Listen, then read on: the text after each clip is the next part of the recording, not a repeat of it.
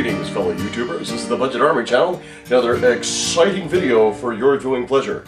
The Mad Bad Voodoo T-shirt edition. Does it make me look sexy? Woo! Yes, I got my limited edition Mad Bad Voodoo T-shirt. Thank you, Mad Bad Voodoo, for sending it right out. It really looks. I think it looks good on me. It's not very slimming, but still, I think it looks great. Today, we're going to talk about buying your first gun. For those of you who have many guns in your possession, who have been buying guns, selling guns for years and years, you may find this video a little boring. When I worked at a gun store, I sold a lot of first-timers guns, and I kind of learned what to look for, questions to ask in order to find out what gun would fit them best. So, let's get to it. Alrighty then, for the purpose of this video, we're only going to be talking about handguns.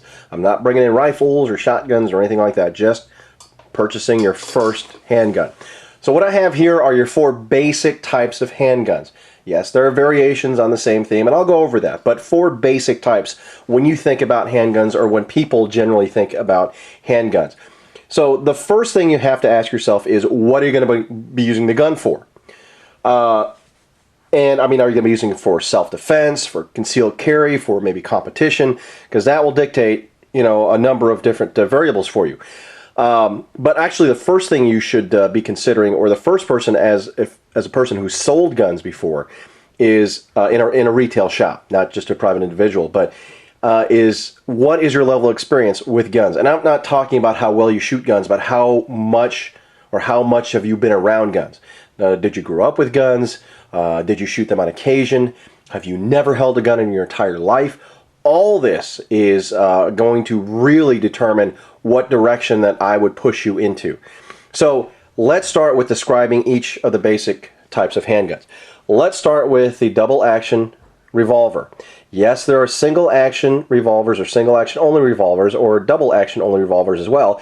This is a single action, double action, or traditional double action revolver, meaning that when the hammer is down, when you pull the trigger, oh, by the way, yes, it's empty, okay?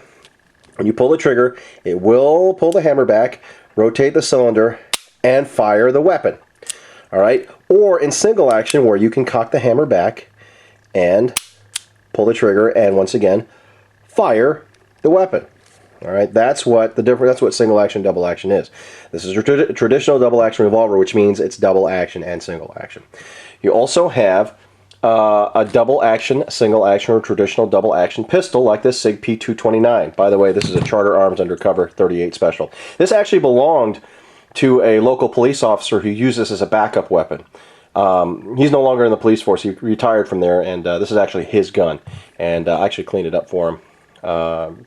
Haven't shot it, but I got to return it to him, so that's why I'm doing the video today. But yeah, this is what you think of a traditional double action, single action semi-automatic pistol. Once again, with the hammer down, yes, it is empty. You pull the trigger, pulls the hammer back, and engages the hammer, making contact with the firing pin, which makes contact with the primer, which ignites the powder, pushes the bullet through the barrel. All right, or if you already have the hammer back, then you are in single action. And there, so there's much shorter pull, much lighter trigger pull, and the Sig Sauer series of pistols, of course, have the decocker as well. You also have the safe action polymer striker fired pistol. This is kind of a hybrid, I guess, or a combination of both the double action, single action revolver and the double action, single action semi-automatic pistol, in that it is an auto loader. Yes, it is unloaded. Magazine is empty, and there is no hammer, there is no external safety, there is no decocker. So once the gun is cocked, as you can tell because the trigger is set in the double action position, it is ready to go. Now the Glock pistols, and I believe the Springfield XDs work on the same principle. If that trigger is in that position, then yes, the gun is ready to fire. Is there a round in the chamber? Only your loaded chamber indicator will tell you, or if you just check it visually, which in this case it's not. So in this case, the trigger pull will always be the same. Okay, long trigger pull, engage, of course, the slide goes back, resets the striker, and the trigger is once again in the forward position where you have to have that same trigger pull every time. So in a way, some people may refer to it or think of it as a double action only, and yes, they're double action only semi-automatic pistols, which by the way I don't like, but that's a different discussion altogether. So yeah, this is the striker fired. There's only one trigger pull, and there are different weights and things like that, but that's kind of a hybrid. And then of course you have the single action only semi-automatic pistol, which this 1911 represents. So those are your four basic types. So depending on what information you would give me is what would determine what direction I would steer you in. So let's say that you are a person who has never shot a gun before, never held one, didn't grow up with them, only seen them in movies or TV, and that's your only exposure to firearms. Well, the first gun, and really, it's all about learning curve, because I want you to be as comfortable with your new pistol as possible, as early as possible. So if it's a learning curve, if you're even kind of nervous about guns, the two that I would recommend are these two right here. And I'll tell you why. The reason I would recommend, of course, first, actually, this would be my first choice and my second choice, is because this is the simplest gun to operate. It's almost idiot-proof in that all you do is load the cylinder, put your bullets in, and you keep it like that. You keep the hammer down, you just keep it ready to go. So let's say this is a nightstand gun, or you're going to keep it as a concealed carry perhaps, whatever. All you need to do is pull the gun out, point it, pull the trigger, and it'll go bang. Granted, if you have bullets in the cylinder. And there's no safeties to fumble with. You don't have to worry about pulling the hammer back or having it already back, nothing like that. You just point and shoot. All right. There is no external safety on a revolver, but it has this transfer safety bar. You see that notch in the hammer? It fits over that unless the trigger is depressed. So when the trigger is depressed, that bar stays up. But if I let the hammer down, you notice it goes down, exposing the firing pin, but that notch keeps the hammer from making contact. But when the trigger is pulled, it stays up and transfers the power to the firing pin, therefore igniting the primer, and yada yada yada. Okay, so there is a safety built into the revolver itself. It's just not a trigger stopping type safety. The reason why, and the second gun I would recommend is a Glock, because it does have no external safety. If you keep a round chambered, then all you have to do is point and once again shoot, and the rest will take care of itself. Auto pistol will cycle, chambering a new round, resetting the striker, and giving you ample opportunity to go ahead and shoot again. Now, yes, I recommend carrying all auto pistols with the rounds chambered. Yes, they are designed to be carried that way, or designed to be utilized that way. The Glock has three safeties. It's got the trigger safety, this other safety, firing pin safety, and the drop safety. All right. The only thing that will fire this gun is if you pull the trigger.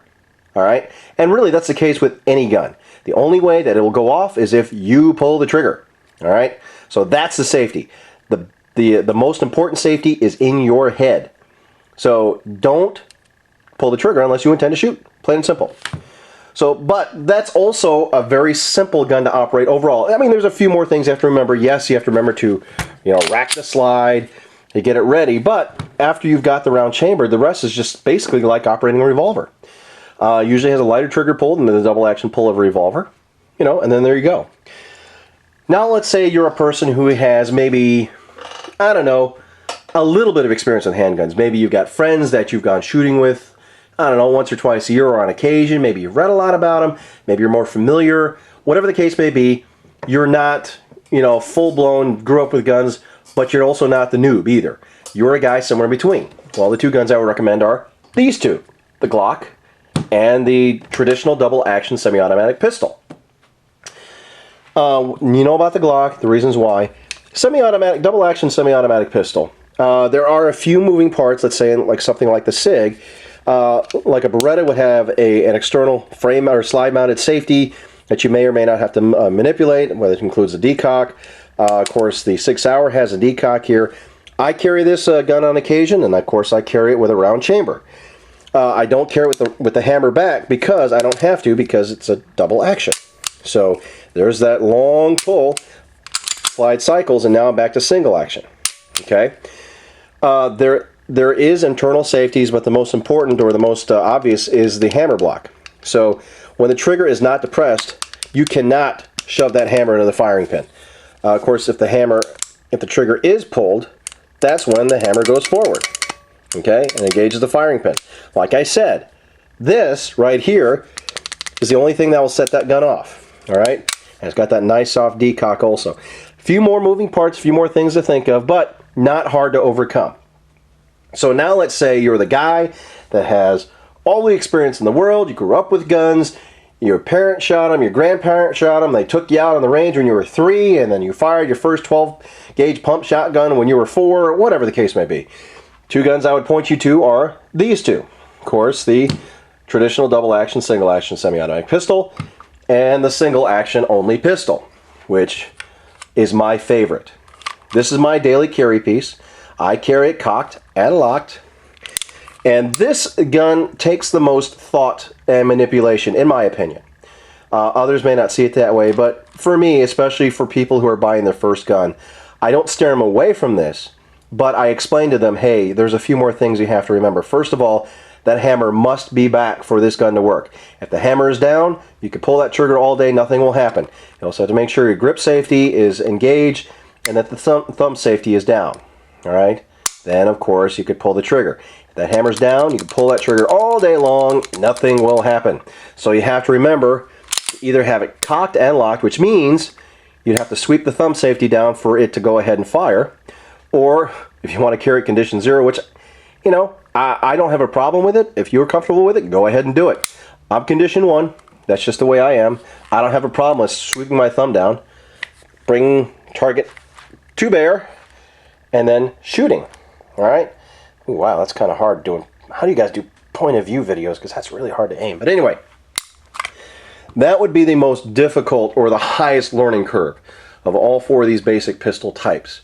But if you intend on going out to a range on a regular basis, maybe taking a class, getting some good firearm shooting instruction, there's no reason why you can't get a 1911. Just be aware that, you know, it's not going to be a point and shoot operation, let's say like the double action revolver or the Glock, or the Glock, excuse me. Sorry, I didn't mean to shake everybody like that.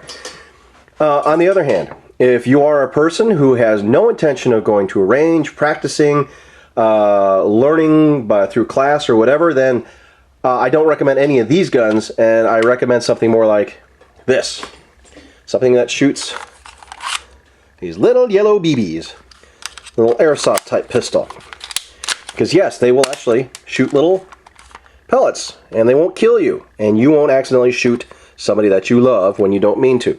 So any gun you buy, no matter what the purpose, no matter what your level of experience is, if it's a style of pistol, even if it's a make and model of pistol that you've never fired before or that you have not had extensive experience with, get experience with it. Go out and practice. You find a way to get familiar with that weapon. Even if you intend to use it only recreationally for like target shooting or just plinking, you still, because you never know if you're going to be in a situation where that's the closest gun to you or that's the only gun you have access to and the only means of protecting yourself. I am familiar with every single one of my guns. I could shoot them all adequately, some better than others, but I have confidence, full confidence in any one of my weapons that if need be, I could use any one of them to defend myself, my family, whatever, because I've made that choice. I've determined that I'm going to do that. And you need to do that also. You know, there are 2 schools of thought here. And that is this. Get as many guns as you can, as many rounds of ammunition you can, and just have a blast. The other is that you buy one gun, you get to be so good with that gun you can shoot it in your sleep. And you become an expert with it. Whatever your choice is, I'm not an advocate of one over the other. Obviously, I like having many different types of guns. I do have a go-to gun, though. You know, one that I have a preference for, and that is this one right here. My Kimber Pro Carry II. Featuring the Infidel Grips by Custom Killer Grips. Sorry, I had to throw that in there. The 1911 pattern gun was the first gun I ever bought. I went to a range once a week for about 3 or 4 months, I want to say. Back when a range time was $5 Can you believe that? Remember those days? And ammo, I could buy 50 rounds of 45 ACP for $8. Man, do I miss those days. And that was on the high side, too. If I wanted to buy the reloads, which were just lead round nose bullets, I think those were $5 for 50. Anyway, I got familiar with that gun as quickly as I could. I couldn't carry because that was before concealed carry laws were passed in the state I was living at the time. But I determined myself, hey, I'm gonna learn how to shoot this gun and shoot it well, and I got pretty good at it. I got pretty good with it, and then every gun I got after that, I was sure to make myself familiar with it. So, you know, that's no exception. That doesn't change no matter what your experience level is. So be sure that no matter what gun you buy, if this is your first gun purchase, you go out there and you practice. Even before you buy the gun, go ahead and if you have friends that shoot, ask them if you can go shooting with them. I don't offer to buy them a box of ammo or something. You know, I can't think of a shooter that wouldn't love to take a friend or a neighbor out shooting to introduce them to the world of guns and just share the joy and just the good times we have with recreational shooting. And plus, you know, share a little knowledge, especially if you know a guy that's had guns for a long time. Don't be afraid to ask him questions. Believe me, they'll want to answer them. Also, go to a range, go to your local range and see if they have a gun rental program. Every range that I've been to, you can rent a myriad of different guns. Glocks, 1911s, revolvers, you know, SIGs, well, whatever. And that's just a great opportunity for you to go ahead and get familiar with the gun you're interested in. And I highly recommend that before you go in and go purchase a handgun, because, you know, sometimes the guys behind the counter, all they want to do is sell you a gun without really finding out what your needs are, what your level of experience is. And, you know, I don't think that's the best way to approach it, honestly. So, you know, be sure that you are familiar, at least have an idea of what kind of gun you want to buy. You know, get some guns and ammo magazines or gun test magazines, or read the forums, you know, or go to the manufacturer's websites, read all about them. Read all about them. And then, you know, narrow your choices down, because this is, you know, a big purchase. I'm not talking about because, you know, amounts. It's not, you know, like buying a house or a car, but because, you know, this is a gun. This is a weapon. And, you know, there's a lot of responsibility that goes with it. So if it's a caliber or a gun that you're not familiar or comfortable with, you know, don't buy it. As far as calibers, and I'm not going to get really in-depth in this, because I have my opinions and I don't want to open up this can of worms on this video. But my philosophy on the caliber that you should buy for self-defense is this, is that you should get the most powerful caliber that you feel comfortable and you are accurate with, the most comfortable and accurate with. So if all you can shoot is a 38 special or 9mm, you know, so be it, or a 380. If that's all you can shoot, great, because if you carry a 44 Magnum, you can't hit the broadside of a barn. It doesn't matter how powerful that round is or how effective that round is. If you can't hit your target, you might as well be like throwing feathers or shuttlecocks at the guy, because it's not going to do anything. I carry the 45 ACP. That's right, I carry the big boy. And I believe bigger holes are better. And no, let's not get into a debate of 9mm or 45 ACP yet. All right. My wife carries a 9 because that's what she can handle. It's not like the 9mm doesn't work. It's just, anyway. All right, let's not get into that. But, you know, that's my philosophy. You should find the biggest caliber that you can shoot comfortably and accurately. Plain and simple. You know, case closed. So I hope that's been helpful.